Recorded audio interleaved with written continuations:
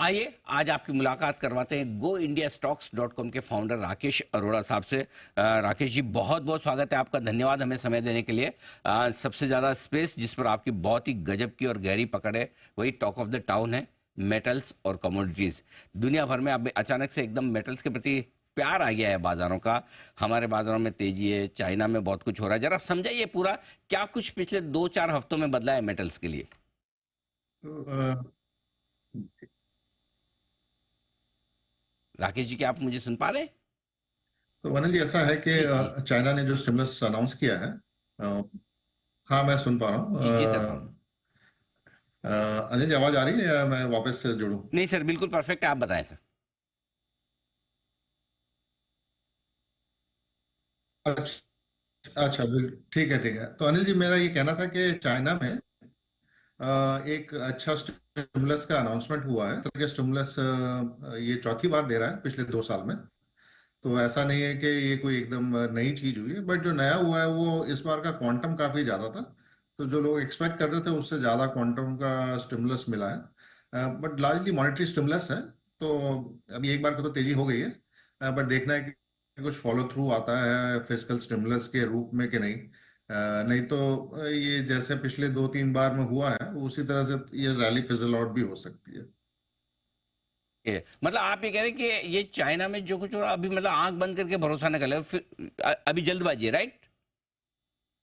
हाँ, बिल्कुल अनिल जी, क्योंकि ऐसा है ना कि पेशेंट का पाँव में फ्रैक्चर है तो उसको ग्लूकोज पिलाने से थोड़ा एनर्जी तो आएगी, लेकिन दौड़ने नहीं लगेगा वो। तो जो प्रॉब्लम, स्ट्रक्चरल प्रॉब्लम्स चाइना में दिख रही है, उसका इलाज अभी दिखाई नहीं दे रहा है। तो राकेश जी, एक बड़ी समस्या है जो जिसकी वजह से कल हमें बड़ा डर लगा और लोगों को लग रहा है कि भाई अगर चाइना इतना बढ़िया है, इतनी तेजी है वहां पे, ये सब कुछ है, तो थोड़ा भारत में पैसा आना कम हो जाएगा एफआईएस का। यहाँ से बेच के थोड़ा वहां पे भी लगा सकते हैं। कल बड़े बड़े नंबर भी आए एफआईएस की बिकवाली के। तो ये जो डर है ये कितना जायज है?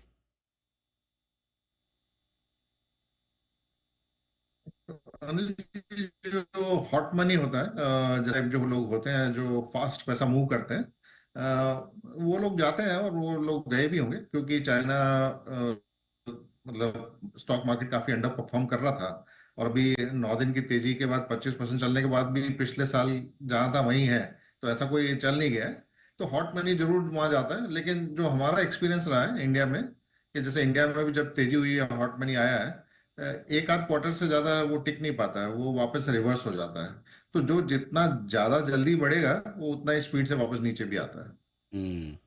तो अभी काफ़ी सारे हमारे यहाँ इन्वेस्टर्स हैं और कई सारे लोग ऐसे हैं जो इस चक्कर में अपने पोर्टफोलियो को बेचे जा रहे हैं कि भाई देखो अब तो एफ तेजी खत्म होने का टाइम आ गया। इंडिया में नहीं, चाइना में पैसा लगेगा, एफआईएस का भी कम आएगा और एफआईएस का नहीं आएगा और बाकी लोकल फंड भी बेचने लगे तो क्या होगा। तो ये जो थॉट प्रोसेस कई सारे इन्वेस्टर्स की बन रही है, ये सही है या गलत? तो अनिल जी, ऐसा है कि इंडिया एक लॉन्ग टर्म स्टोरी है, इसमें कोई दोहराई नहीं है। और हर करेक्शन जो होगा उसमें काफी डिमांड आने की उम्मीद है। और वैसे भी हमारा डिपेंडेंस एफआई इनफ्लोज में काफी कम हो गया है, डोमेस्टिक मनी काफी स्ट्रॉन्ग इनफ्लोज आ रहे हैं। तो मुझे लगता है कि छोटे मोटे करेक्शन तो आते रहेंगे, बट लॉन्ग टर्म स्टोरी हमारी टोटली इंटैक्ट है। मार्केट जरूर थोड़ा एक्स्ट्रा, मतलब वैल्यूएशन में थोड़ा हाई चल रहा है, मतलब कि 1 साल आगे चल रहा है। और जब आपको सर्टेनिटी होती है कि भैया ये 10 साल की स्टोरी है, तो लाजमी है कि लोग थोड़ा सा एक्स्ट्रा बेट ले लेते हैं। बट इसमें कोई ज्यादा घबराने की बात नहीं है। मेरे हिसाब से वर्स्ट केस सिनेरियो जो है इंडिया के लिए, वो है कि 1 साल कोई खास रिटर्न ना बैठे, क्योंकि 1 साल हम आगे चल रहे हैं वैल्यूएशन में। तो उससे ज्यादा कोई खतरे की बात इसमें दिखाई नहीं दे रही है। समय ज़्यादा देना पड़ सकता है, लेकिन इसे डरने घबराने की कोई ज़रूरत है नहीं। ये तो बात हुई हमने ज़्यादातर मेटल्स की, लेकिन बाकी कमोडिटीज़ पे किस तरह का व्यू बन रहा है आपको चाइना के और ग्लोबल डेवलपमेंट को देखते हुए सर? तो देखिए अनिल जी, ऐसा है कि अगर हिस्ट्री देखें तो इंटरेस्ट रेट कट के बाद लोगों को लगता है कि कमोडिटीज में काफी बड़ा बूम आएगा। बट केवल आपको, हमें पता नहीं, सारी दुनिया को ये पता है। तो काफी कुछ तो पहले से प्राइस्ड इन हो गया है। जैसे कि आज गोल्ड का भाव देखें तो एक आसमान छू ही रहा है। तो पहले से ही प्राइस्ड इन है। और हिस्टोरिकली अगर देखा जाए तो कमोडिटीज एक मिक्स्ड बिहेवियर रहा है, Fed US rate cut cycle के बाद, स्टार्ट होने के बाद में। तो मुझे लगता है कि काफी कुछ फैक्टर इन हो चुका है। हम लोग चाह रहे हैं कि एक बहुत कोई पॉजिटिव ट्रेंड या नेगेटिव ट्रेंड दिखे। ग्लोबली ऐसा कुछ होने वाला नहीं है, मिक्स्ड है। यूएस की इकोनॉमी भी ठीक ठाक चल रही है, चाइना थोड़ा स्टिमुलस दे रहा है बचने के लिए, तो रेंज बाउंड रहने वाला है ग्लोबल इकोनॉमी। ऐसा कोई मेजर ट्रेंड दिखाई नहीं दे रहा है। हम्म। सर, आप तो बड़ी जबरदस्त पकड़ रखते हैं मेटल्स पे, कमोडिटीज पे। आ, इंडियन मेटल स्टॉक्स में आप अभी खरीदेंगे? अगर आपको लगता है कि वैल्यूएशन ठीक है, माहौल ठीक है, भाव वाव सब ठीक है, आप पैसा लगाएंगे या नहीं लगाएंगे?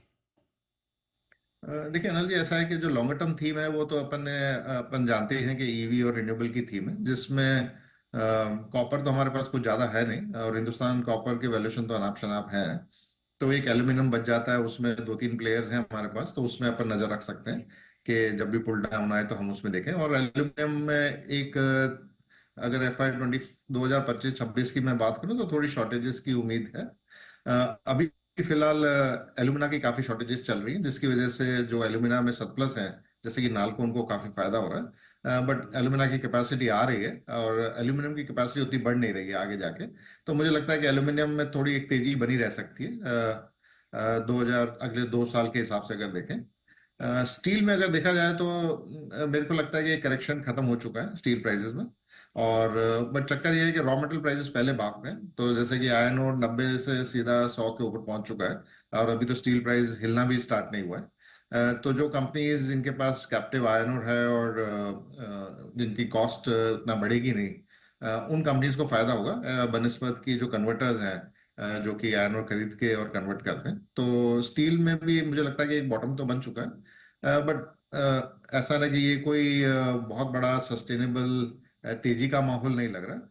एक ट्रेडिंग बाउंस जैसा हम देख रहे हैं, अभी 10-15% चले हैं, हो सकता है 10-15% और चल जाए, बट उतना ही उम्मीद है। और जैसा कि मार्केट में हो भी रहा है कि एक रोटेशन हो रहा है, कभी इस सेक्टर कभी उस सेक्टर, तो वो हमें रोटेशन जरा खेलना ही पड़ेगा। मार्केट ओवरऑल उतना तेजी से नहीं भागेगा। ठीक बात है। और ओवरऑल मार्केट पर व्यू सर इस वक्त? तो अनिल जी, मुझे लगता है कि एक अभी Q2 के रिजल्ट्स के ऊपर काफी डिपेंड करेगा कि हम किधर की तरफ जाते हैं। बट एक बार को मुझे लग रहा है कि हम थोड़ा रेंज बाउंड ही रहने वाले हैं। कुछ चलेगा कुछ घटेगा, तो आई थिंक ये 26,000 के आसपास ही अभी थोड़ा टाइम बिताएंगे हम लोग। एक तो ज़्यादा कुछ बड़ी तेजी और बड़ी मंदी के है नहीं इधर। कमोडिटीज मेटल्स वगैरह के अलावा कहीं आपको दिखता है पैसा लगाने का अच्छा मौका, जहां आपको लगता है कंफर्ट है थोड़ा, रिजल्ट्स के लिहाज से, वैल्यूएशंस के लिहाज से? तो मुझे लग रहा है कि अभी मतलब जिस तरह से रोटेशन हो रहा है, अभी मेटल स्टॉक चल चुके हैं, आईटी में करेक्शन हुआ है, वापस से आईटी आ सकता है फेवर में जब रिजल्ट्स आते हैं और उनकी गाइडेंस आती है, जैसे हमने एक्सेंचर में देखा। फार्मा स्टॉक्स में भी एक करेक्शन थोड़ा सा कंप्लीट होता नजर आ रहा है, तो वहां पे भी एक पॉजिटिव रुझान आ सकता है। सीमेंट कंपनीज हैं, कैपेक्स रिलेटेड कंपनीज हैं, उनके लिए क्वार्टर खराब रहा है, बट हो सकता है कि वो एक बाइंग अपॉर्चुनिटी निकला है। तो ये 3-4 सेक्टर हैं जहां पे मुझे लगता है कि रिजल्ट के बाद कुछ एक्शन बन सकता है। ठीक बात है। तो यहाँ पर बढ़िया एक्शन बन सकता है। राकेश जी, बहुत बहुत धन्यवाद आपका समय देने के लिए। और आपने पूरे कमोडिटी साइकिल को, चाइना के डेवलपमेंट को और उसके पड़ने वाले इम्पैक्ट को, साथ ही भारत में एफआईएस का पैसा कितना बढ़ सकता है, घट सकता है, इसको अच्छे से समझाया हमारे दर्शकों को। Thank you so much sir, बहुत बहुत धन्यवाद, शुक्रिया आपका। Thank you. राकेश अरोड़ा साहब बताते हुए बोले कि चाइना की थ्रेट, और मैं बताऊं दीप की, राकेश जी की जितनी गहरी पकड़ है मेटल्स में और कमोडिटीज़ में, हिंदुस्तान में इनके और कोई नहीं। जितने एक्सपर्ट आपको मिलेंगे नहीं। यस। और बहुत ही गजब की समझ रखते हैं। तो एक बहुत अच्छी बात उन्होंने कही हुई कि इतनी हड़बड़ी और जल्दबाजी मत सोचिए कि सारा पैसा यहाँ से निकल जाएगा, चाइना में चले जाएगा। ये हॉट मनी अभी पहुंची है, लॉन्ग टर्म पैसा अभी तक, जब तक वो स्ट्रक्चरल चेंजेस नहीं करेंगे, जल्दी से होने वाला नहीं। बहुत इंटरेस्टिंग हमारी सुबह बात भी हो रही थी, जो हमारी सुबह बात भी हो रही थी कि तो लॉन्ग टर्म फंड्स, अभी लॉन्ग ओनली फंड्स आने में टाइम है। ये शॉर्ट टर्म वाले, ट्रेडिंग के मौके देखने वाले फंड इधर से उधर चले जाते हैं, और ट्रेडिंग के मौके देखने वाले लोगों ने आज थोड़ा मौका देखकर बिकवाली की भी है। शुरुआती तेजी गायब होती दिख